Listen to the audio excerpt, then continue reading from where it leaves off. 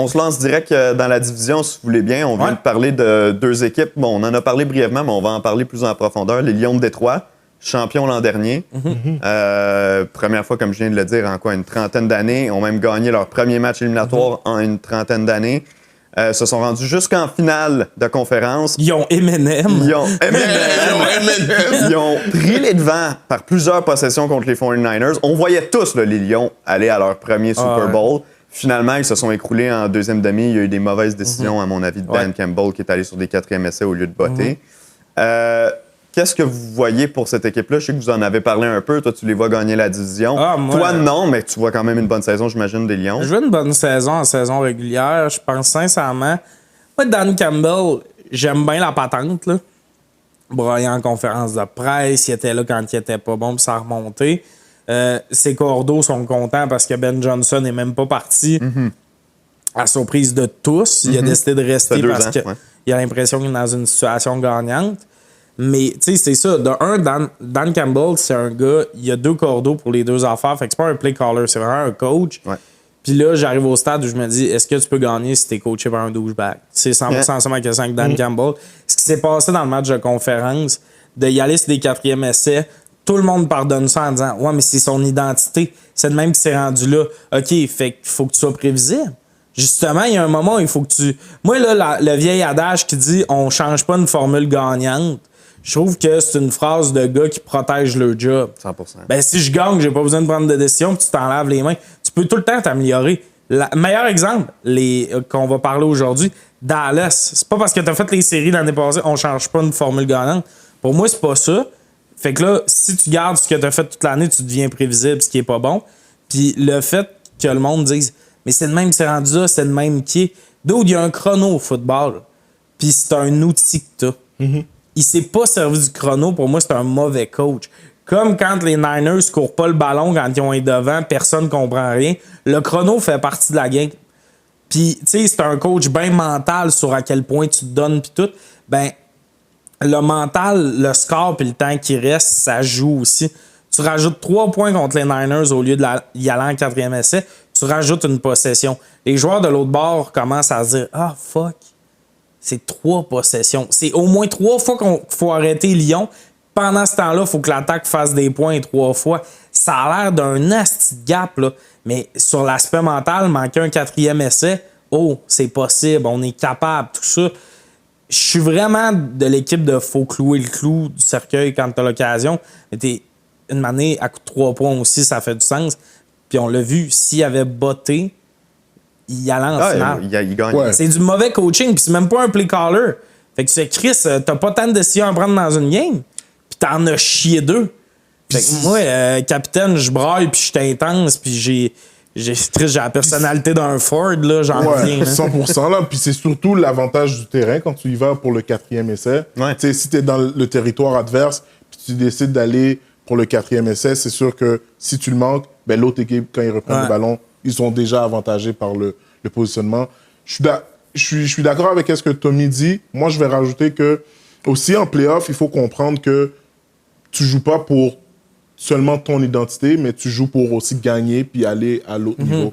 Fait que quand tu arrives puis que tu laisses 3 points sur le terrain, ben l'autre équipe veut pas va en bénéficier.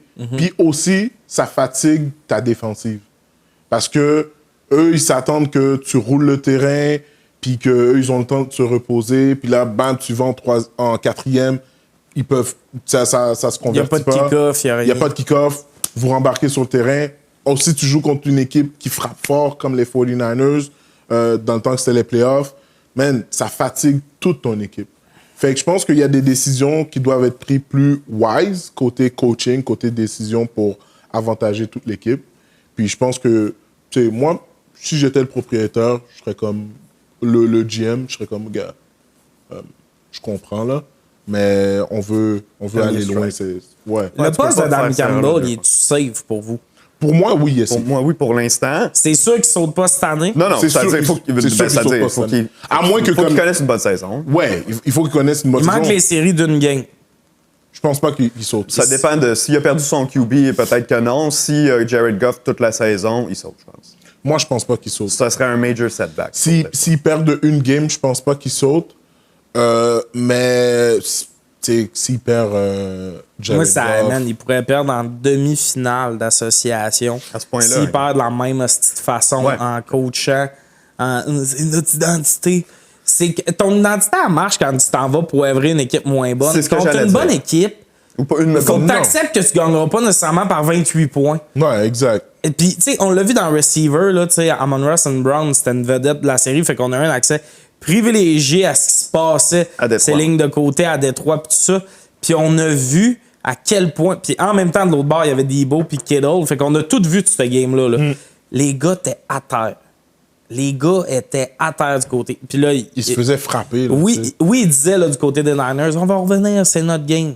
Excuse, mais tu remets 3 points, puis tout d'un coup, on coupe ça du montage, puis ils n'ont jamais rien dit, puis vous avez gagné facilement. Mais les Lions, ils ont laissé le doute rentrer. Ben, c'est ça. C'est parce que si tu le fais, en saison régulière, tu fais ça contre les Vikings qui sont pas capables de bouger le ballon avec leur KR, backup, je comprends.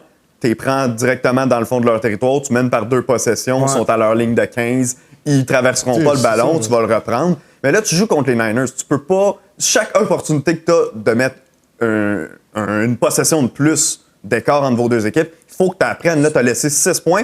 Puis je comprends qu'ils disent on faisait pas confiance à Michael Badgley. Mais crème, ils l'ont ramené au camp d'entraînement cette année. Là, il s'est blessé, il va rater toute la saison. Mais quand même, tu trosses pas ton botteur, puis dans la saison morte, tu procèdes même pas à un changement de botteur. Oui, si tu trosses pas ton botteur, tu le trustais semaine 8. Ouais, c'est ça. Tu sais, à un moment donné, tu es une équipe qui vise les plus hauts standards. Tu peux pas avoir un botteur de piste. Ben non, puis si y a une position où c'est facile de faire un changement, hey, botteur, on te renvoie, on call-up un gars qui jouait college, un gars que personne connaît, on s'en fout. gars Il y en de la a, là, CFL. des gars qui peuvent kicker les ballons. Oui, c'est ça. Ouais, non, mais il y en a des gars qui sont capables de Surtout kicker qu'il le était ballon. pas si loin. Là. C'était pas un kick de 65 verges. qu'on Non, non, demandait. pas du tout, pas du On tout. le trustait pas. Ça, c'est des excuses après tout. Le gars, on le sait qu'il est tout le temps allé ses 4e essais, il a tout le temps été agressif. Après ça, du côté du line-up, je trouve qu'ils ont une excellente équipe. Sam Laporta, Jeremy Gibbs, Goff, hâte de voir. Là, ils ont donné son contrat. Est-ce que je pense que c'était le move à faire? Pas nécessairement, mais dans la NFL, tu es tout le temps pris dans on fait quoi si on donne pas le cash à lui? Parce qu'il y a comme 19 bons quarts pour 32 équipes. Tu sais. Fait que je sais pas ce qui va arriver avec cette équipe-là. Ils ont les morceaux partout. Ouais. J'ai l'impression que. Mon impression quand je regarde les Lions, là, puis je vais essayer de le résumer de même, c'est une équipe qui a un morceau partout, mais on pourrait quasiment améliorer chaque morceau. Ils ont pas le meilleur. Amon-Ra, il est bon, mais il est pas dans le top 8 pour moi de la NFL. Ouais. Tu sais, genre, il y a 8 meilleurs receveurs que lui Tu dans la penses qu'il est NFL. pas dans le top 8? Je prends Tyreek Hill avant, je prends Ouais, 100%. Jamar Chase, je prends Debo avant, Justin Jefferson. AJ Jefferson, AJ Brown, même. Moi, tu vois, j'aurais pris Amar avant de prendre AJ Brown. Je prendrais C'est mon choix Adams personnel. avant. Adams, Ben, il est c'est vieillissant pour une saison, Ouais, là, ouais. parce que sinon, je suis pas épais. Puis Chris, je vais pousser plus loin, mais tu sais, des speedsters comme Waddle, puis tout, j'ai considérerais avant Amon-Ra. Parce qu'Amon-Ra, il est bon, mais c'est beaucoup des petits tracés. Ouais. S'il ramasse 130 verges, il a crissé 8 fois minimum le ballon dans les mains, 9 fois. Fait que ça, c'est un point déjà. J'ai pas nommé CD dans la liste. Non, c'est vrai. Mais tu sais, on s'entend, je suis capable d'en nommer là, des ouais. receveurs que. Puis c'est correct, mettons que c'est le 12e meilleur receveur de la NFL, c'est pas mauvais, mais là, c'est ton receveur vedette.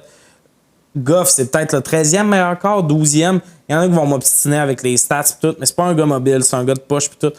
Fait que j'ai l'impression que c'est souvent ça, qu'ils sont complets, mais tu pourrais améliorer chaque position.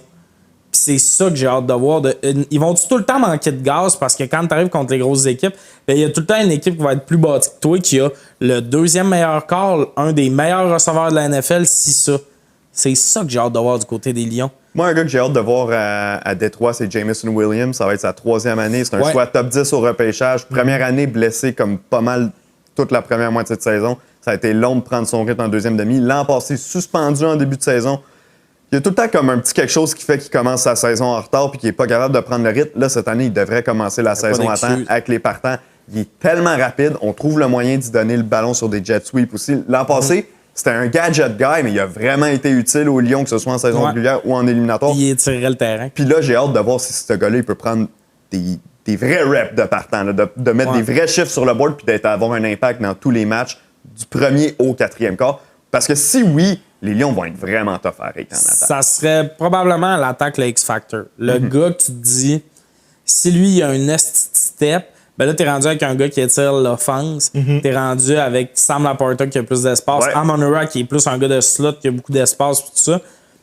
Fait que j'avoue que Williams pourrait changer la donne. Est-ce que j'y crois?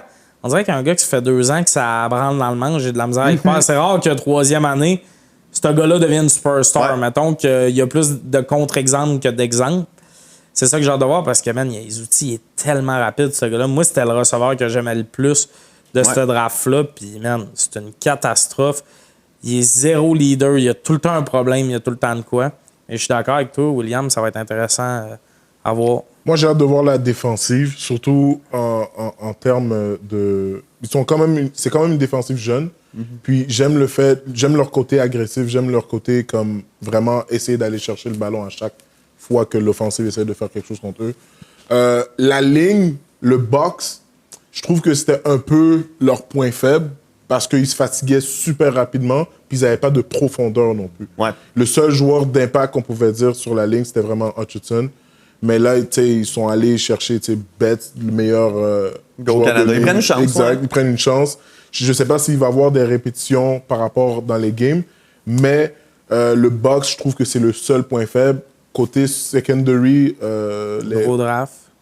De quoi, pardon? Laisse faire secondary, je te parlais des defensive backs. Ouais, c'est ça. Mais les defensive backs, justement, je trouve que c'est une équipe qui est très bien entourée. Je pense que c'est eux qui vont faire la différence avec les Lions.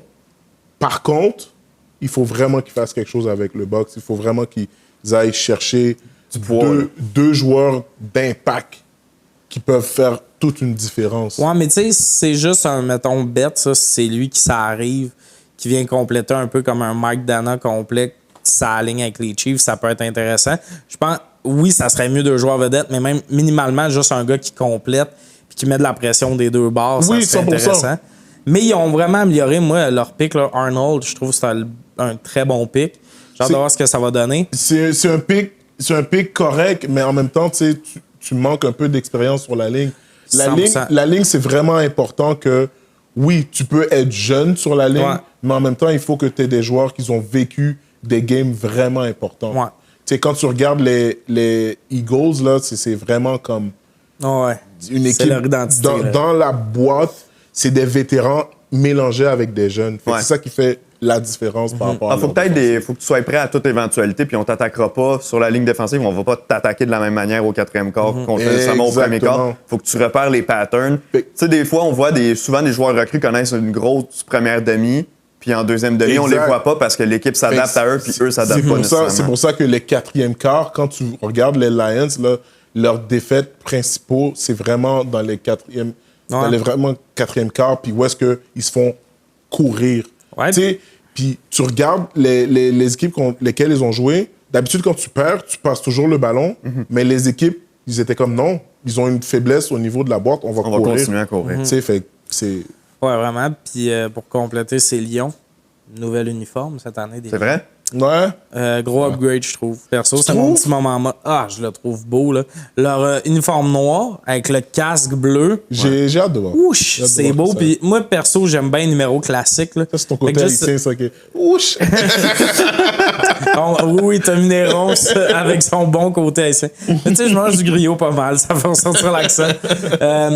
Moi, j'aime bien les numéros classiques, là, puis les petites crises de numéros un peu tiltés qu'il y avait. Là. Puis en fait, j'aimais pas aussi le gris sur bleu. Je trouvais que c'était fade. Je trouvais tout le temps qu'il y avait... Là, ils ont ramené des beaux numéros blancs avec un entourage gris. Je trouve que c'est un peu plus beau. Puis moi, j'aime bien les nouveaux uniformes. Puis aussi, les nouveaux uniformes, ça fait un peu...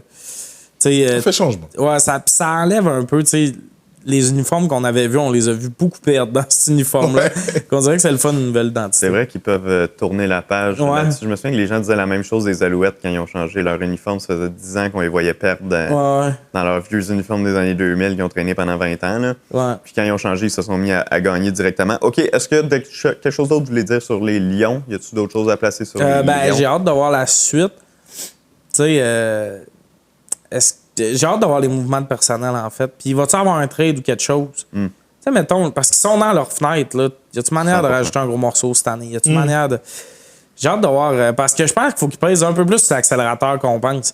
J'ai l'impression que là-bas, ils sont dans un bureau puis ils font ça va bien notre affaire. Puis je suis comme, non, je pense que cette année, ça va être une régression par rapport à l'an passé. Tu penses que ça va être une régression? OK. La barre est haute, là. C'est top de faire c'est mieux vrai, que l'an c'est vrai. dernier. Oui, puis barre est l'année très haute, passée, parce il y que- avait 2 games surprenamment faciles en série, on s'entend. Les Rams, c'était pas facile, puis ils ont gagné par 1 point.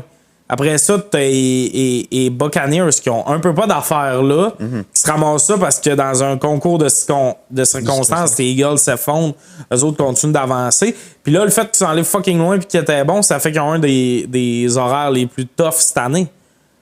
Puis t'as les Bears à te frotter, puis les Packers 2 fois, tu sais, 4 fois au total.